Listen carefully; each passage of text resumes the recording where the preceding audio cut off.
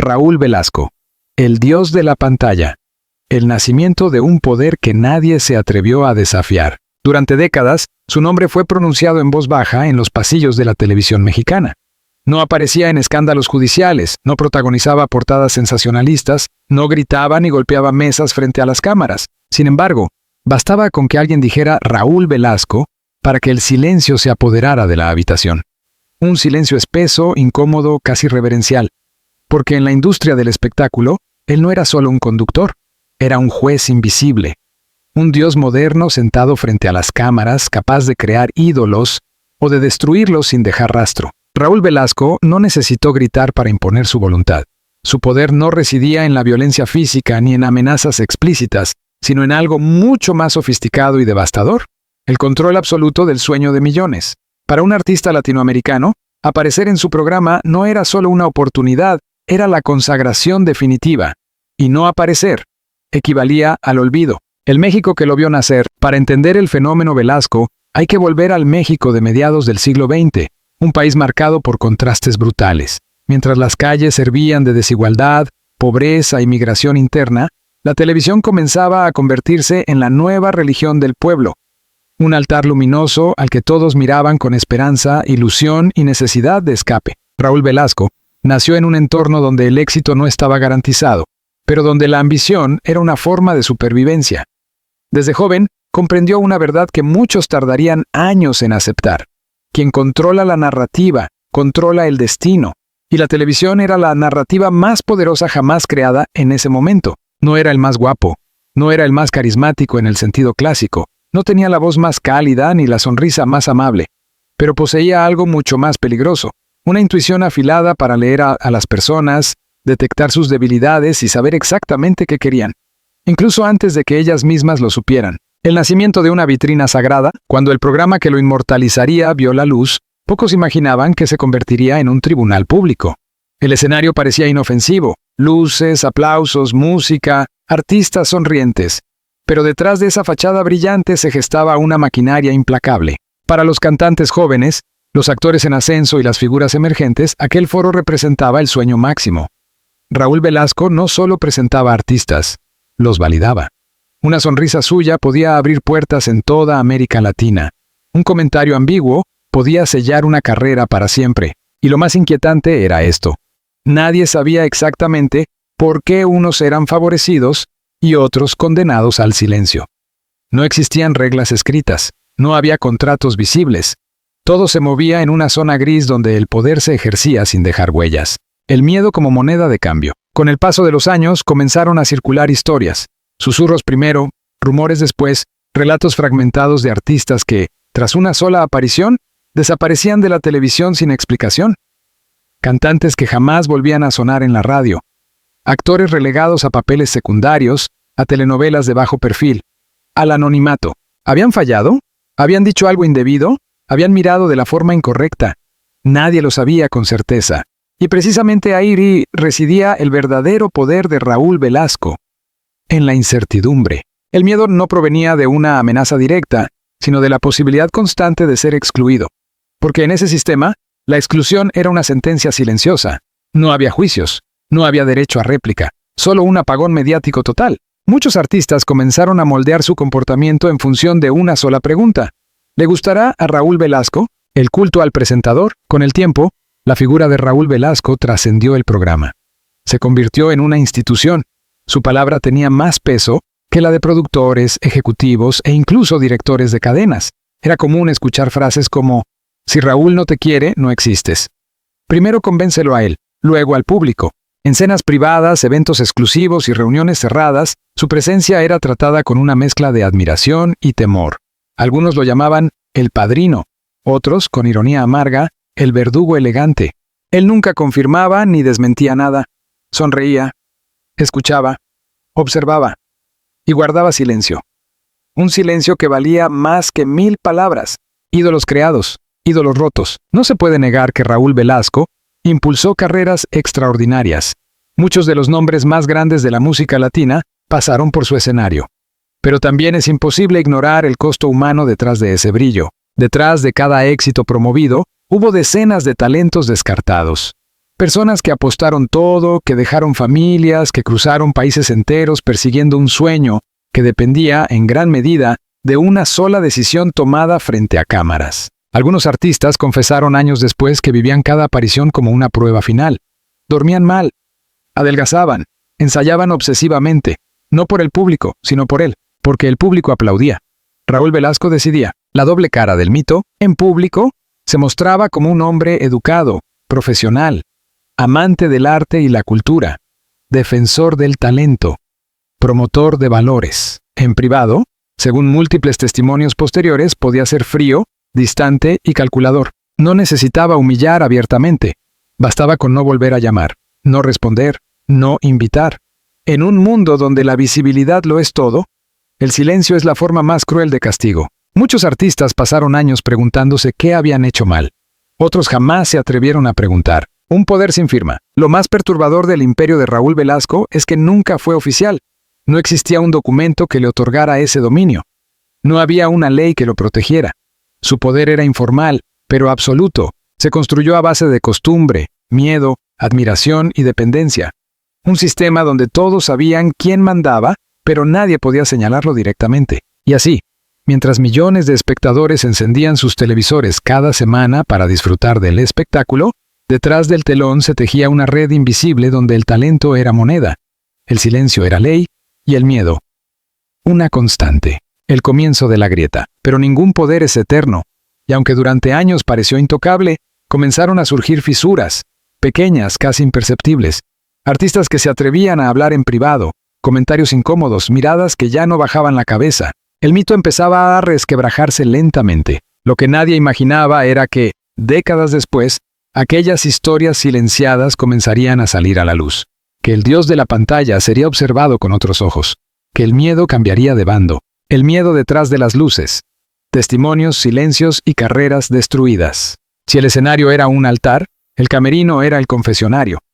Ahí, lejos de las cámaras, comenzaban a aparecer los verdaderos rostros del miedo. Sonrisas que se borraban en segundos. Manos que temblaban antes de salir al aire. Miradas que evitaban cruzarse con la suya.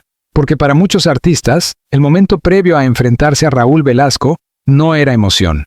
Era terror puro. Nadie lo decía en voz alta. Nadie se atrevía. Pero todos lo sentían. No lo contradigas. Esa frase se repetía como un mantra entre representantes, managers y productores. No estaba escrita en ningún manual, pero era ley no oficial de la industria. Contradecir a Raúl Velasco, corregirlo en público o simplemente mostrar una actitud que él interpretara como soberbia, podía convertirse en un error irreversible. Un ex músico de baladas, hoy completamente alejado del medio, recordó años después cómo su carrera se desmoronó tras una sola frase dicha en el momento equivocado. No fue un insulto. No fue una grosería. Solo dije que mi canción no era exactamente como él la describía. Sonrió y nunca más me llamaron. Ese fue el patrón que se repitió una y otra vez. No había explosiones de ira. No había escenas escandalosas, solo una sonrisa tensa, una pausa incómoda y el comienzo del fin. El castigo invisible. A diferencia de otros personajes poderosos del espectáculo, Raúl Velasco no necesitaba levantar la voz. Su castigo favorito era la invisibilidad. Un artista podía seguir grabando discos, actuando, esforzándose, pero si no volvía a aparecer en su programa, el público simplemente lo olvidaba. Las disqueras comenzaban a retirar apoyo, las giras se cancelaban, las entrevistas desaparecían, las llamadas dejaban de llegar. Y lo más cruel, nadie explicaba nada. Algunos artistas llegaron a pensar que el problema era suyo, que habían fallado, que no eran suficientemente buenos. Otros entraron en depresión profunda. Hubo quienes abandonaron la música por completo, convencidos de que el sistema estaba cerrado para ellos. El miedo heredado. Con el paso del tiempo, el temor a Raúl Velasco dejó de ser individual y se volvió generacional. Los artistas veteranos advertían a los nuevos: cuídate, mide tus palabras. Sonríe, aunque no estés de acuerdo. El miedo ya no necesitaba al propio Raúl para existir. Se transmitía solo, como una sombra. Una cantante pop confesó en una entrevista tardía que, incluso cuando él ya no estaba presente físicamente, seguía sintiendo su influencia. Era como si su mirada siguiera ahí. Aunque no estuviera, actuábamos como si sí. Favoritismos y enigmas. Uno de los aspectos más inquietantes del poder de Velasco era la arbitrariedad. Algunos artistas aparecían una y otra vez. Otros, con ventas similares o incluso mayores, eran ignorados. No existían criterios claros. No había explicaciones públicas. Eso alimentó teorías de todo tipo. Preferencias personales, alianzas con disqueras, castigos silenciosos, recompensas no declaradas. Lo cierto es que nadie podía asegurar nada, y esa ambigüedad era precisamente lo que mantenía el control intacto. La presión psicológica. Para los artistas jóvenes, el impacto era devastador. Muchos llegaban a su primera aparición con la esperanza de cambiar su vida, y en algunos casos lo lograban. Pero en otros, el mismo escenario se convertía en una trampa emocional. Un exintegrante de un grupo juvenil relató cómo, tras una presentación aparentemente exitosa, fueron llamados a un pasillo lateral. No nos dijo nada malo, solo gracias. Pero su tono fue distinto, frío. Al salir, nuestro manager nos miró y supo que algo había pasado. Nunca más volvimos. Más. Esa incertidumbre llevaba a obsesiones. Artistas que analizaban cada gesto, cada palabra, cada aplauso, que revisaban el programa grabado una y otra vez buscando señales. El espectáculo se transformaba en juicio, silencio comprado. Durante años casi nadie habló públicamente. ¿Por qué? Porque hacerlo implicaba cerrar definitivamente las puertas. Denunciar a Raúl Velasco no solo significaba enfrentarse a él, sino a todo el sistema que giraba a su alrededor. Disqueras, productores, ejecutivos, patrocinadores. Todos sabían. Muchos preferían callar. El silencio era una moneda de supervivencia. Los que desaparecieron. Hay nombres que hoy apenas se recuerdan. Artistas que llenaban foros, que sonaban en la radio, que tenían futuro asegurado, hasta que dejaron de aparecer. No hubo comunicados, no hubo despedidas. Simplemente se esfumaron del mapa mediático. Algunos se reinventaron en otros países. Otros cambiaron de oficio. Unos pocos cargan aún con la herida abierta, incapaces de hablar sin que la voz se les quiebre. El público. Cómplice involuntario. Mientras tanto, millones de espectadores seguían encendiendo el televisor cada semana. Aplaudían, cantaban, admiraban, sin saber que, detrás de cada actuación, había tensiones invisibles, carreras en juego y vidas pendiendo de una aprobación silenciosa. Raúl Velasco no necesitaba explicarse. Para el público era simplemente el anfitrión perfecto. Las primeras grietas, pero el tiempo es implacable. Y con los años, algunas voces comenzaron a atreverse. Primero en entrevistas pequeñas, luego en libros, después en documentales y charlas privadas que se filtraban. No eran acusaciones directas, eran relatos, sensaciones, experiencias personales, pero juntas formaban un patrón imposible de ignorar. El dios de la pantalla empezaba a ser cuestionado, no con gritos, no con escándalos, sino con memoria. Y cuando la memoria despierta, el miedo comienza a perder poder. El escenario ya no parecía tan sólido, las luces ya no cegaban igual, y detrás del mito comenzaba a aparecer el hombre. Pero para entender cómo ese imperio se sostuvo durante tanto tiempo, hay que mirar aún más atrás, al corazón mismo del sistema que lo protegió, el sistema que lo sostuvo todo. Poder, televisión y silencios comprados. Asterisco, asterisco. Ningún hombre gobierna solo durante décadas sin un sistema que lo proteja. Raúl Velasco no fue una excepción. Su figura, elevada al rango de mito, era apenas la punta visible de una estructura mucho más profunda, sólida y peligrosa. Un entramado donde la televisión no solo entretenía, sino que disciplinaba, donde el talento era secundario frente a la obediencia, y donde el silencio era el precio de la permanencia. Para entender cómo su poder se volvió casi intocable, hay que mirar más allá del escenario, más allá de los aplausos, incluso más allá de él mismo. La televisión como trono. En aquellos años, la televisión no era solo un medio, era el centro de la vida pública. No existían redes sociales, no había plataformas alternativas, no había segundas oportunidades virales. Si no estabas en pantalla, simplemente no existías. Ese monopolio convirtió a los grandes programas en puertas únicas de acceso al éxito.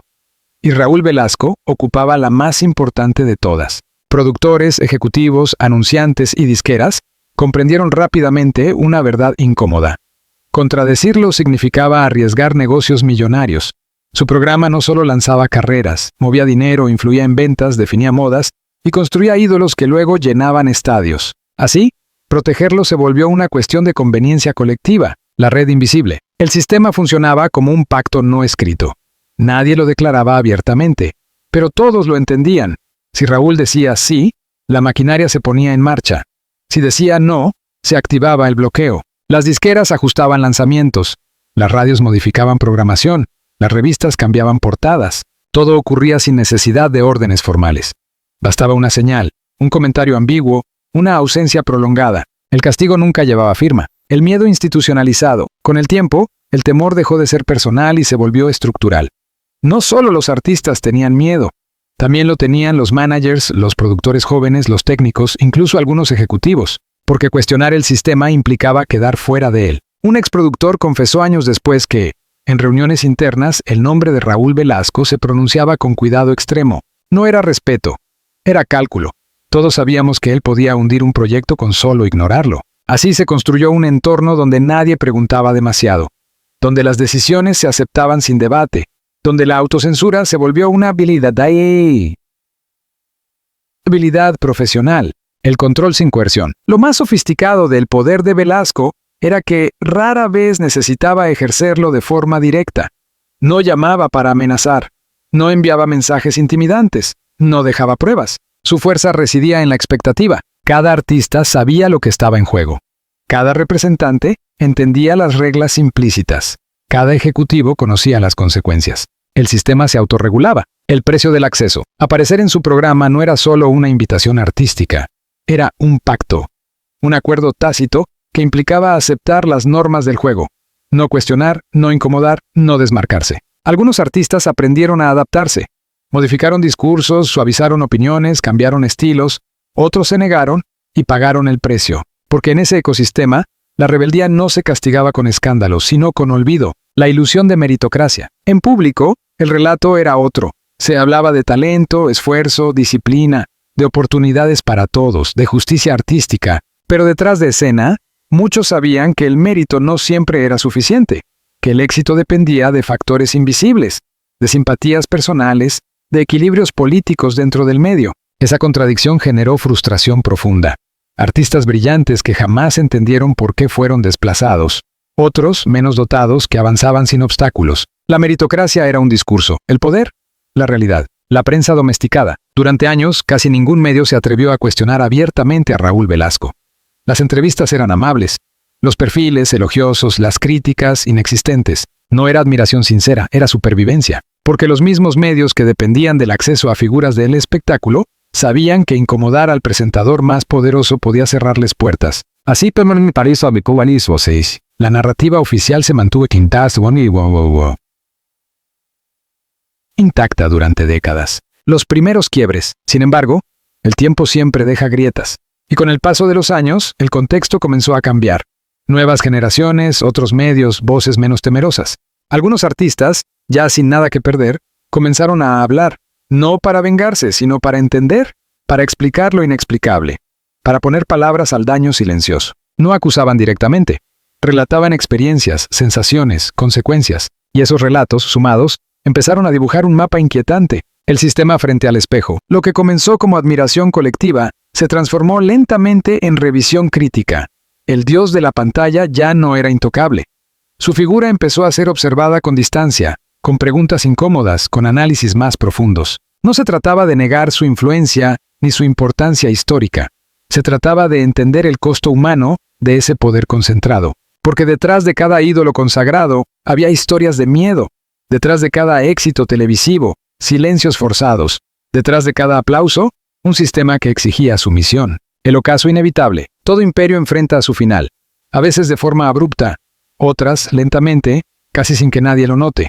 El de Raúl Velasco comenzó a desvanecerse cuando el contexto cambió, cuando la televisión dejó de ser el único altar, cuando las voces alternativas encontraron espacio. Pero antes de que el mito se derrumbara por completo, aún quedaba una pregunta sin responder. ¿Qué pasó cuando el hombre detrás del poder comenzó a perderlo? La respuesta no solo revelaría su caída, sino también las heridas que dejó en quienes vivieron bajo su sombra. La caída del dios y el peso de su legado. Cuando el miedo perdió la voz, asterisco, asterisco. Todo poder absoluto tiene un final. A veces llega con estruendo, entre stands, escándalos y juicios públicos. Otras veces, como ocurrió con Raúl Velasco, se desvanece lentamente, casi en silencio, dejando tras de sí una estela de preguntas sin responder, heridas abiertas y una memoria colectiva dividida. El ocaso no fue inmediato. No hubo un momento exacto en el que el imperio se derrumbara. Fue más bien un desgaste progresivo, una erosión silenciosa provocada por el paso del tiempo, los cambios tecnológicos y sobre todo, la pérdida del miedo. El día en que la pantalla dejó de ser un trono, la televisión ya no era lo que había sido. Nuevas voces emergían, otros formatos aparecían, y el público comenzaba a fragmentarse. El monopolio emocional que durante décadas sostuvo el poder de un solo hombre empezó a resquebrajarse. Para muchos artistas, aquello fue liberador. Por primera vez, el éxito ya no dependía exclusivamente de una invitación ni de una aprobación tácita. Surgieron otros escenarios, otros micrófonos, otras formas de llegar al público. Y con ese cambio, algo fundamental se rompió. El miedo dejó de ser necesario. El silencio del hombre que controló los silencios. Paradójicamente, quien había construido su poder sobre el silencio terminó rodeado por él. En sus últimos años de influencia, Raúl Velasco ya no era el centro incuestionable del universo mediático. Seguía siendo una figura respetada, incluso venerada por algunos, pero ya no dictaba destinos con la misma facilidad. Muchos notaron el cambio. Las llamadas disminuyeron, las decisiones dejaron de girar exclusivamente en torno a su opinión. El sistema que lo había protegido comenzó a adaptarse a un mundo donde su presencia ya no era indispensable, y él, acostumbrado a observar sin ser observado, se convirtió en objeto de observación. Las voces que esperaron décadas fue entonces cuando comenzaron a surgir los testimonios más claros. No como denuncias estridentes, sino como relatos tardíos, confesiones contenidas, memorias compartidas en espacios donde el miedo ya no tenía poder. Artistas que habían guardado silencio durante años empezaron a hablar. Algunos lo hicieron con rabia, otros con tristeza. Muchos con una mezcla de alivio y dolor. No buscaban venganza, buscaban comprensión. No quiero que lo odien, no dijo uno de ellos. Solo quiero que entiendan lo que significaba estar ahí. Cada relato añadía una pieza al rompecabezas. No eran historias idénticas, pero compartían un mismo hilo conductor. La sensación de haber vivido bajo una sombra constante, de haber condicionado decisiones vitales por temor a desaparecer. Víctimas o cómplices. La revisión del legado de Raúl Velasco obligó a la industria a mirarse al espejo. Porque si bien él concentró poder, no lo hizo solo. Hubo quienes se beneficiaron, hubo quienes callaron, hubo quienes prefirieron no ver. La pregunta incómoda emergió inevitablemente.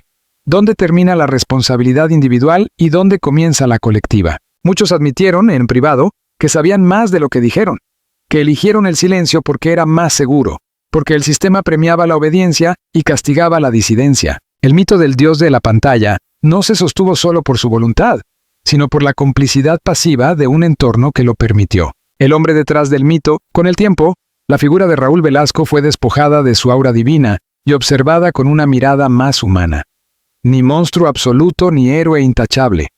Un hombre moldeado por un sistema que le otorgó un poder desmesurado y que nunca supo, o nunca quiso, limitarlo. Algunos lo defendieron hasta el final, recordando las carreras que impulsó, los talentos que visibilizó, la huella cultural que dejó. Otros señalaron el costo emocional, las trayectorias truncadas, el miedo normalizado. Ambas versiones coexistieron. Y quizás esa contradicción sea la definición más honesta de su legado. El impacto que permanece, hoy, su nombre sigue generando reacciones intensas. Para unos, nostalgia. Para otros, incomodidad. Para muchos, una mezcla de admiración y crítica. Lo cierto es que su historia sirve como advertencia, un recordatorio de lo que ocurre cuando el poder se concentra sin contrapesos. Cuando el talento depende de una sola puerta. Cuando el silencio se convierte en norma. Las nuevas generaciones, formadas en un ecosistema más plural, observan aquel pasado con asombro. Les cuesta imaginar un mundo donde una sola persona pudiera decidir el destino de tantos, y sin embargo ese mundo existió. La lección final. Raúl Velasco fue un símbolo de su tiempo, de una televisión omnipotente, de una industria cerrada, de una cultura que confundió autoridad con infalibilidad. Su caída no fue un castigo, fue una consecuencia natural del cambio, y su legado, lejos de ser blanco o negro, permanece como una zona gris que exige reflexión. Porque detrás del brillo del espectáculo, siempre hay historias invisibles. Porque detrás del éxito, a veces se esconde el miedo. Y porque ningún dios de la pantalla es eterno. El verdadero juicio no lo dicta la historia oficial, sino la memoria de quienes vivieron bajo su influencia. Y esa memoria por fin ha aprendido a hablar.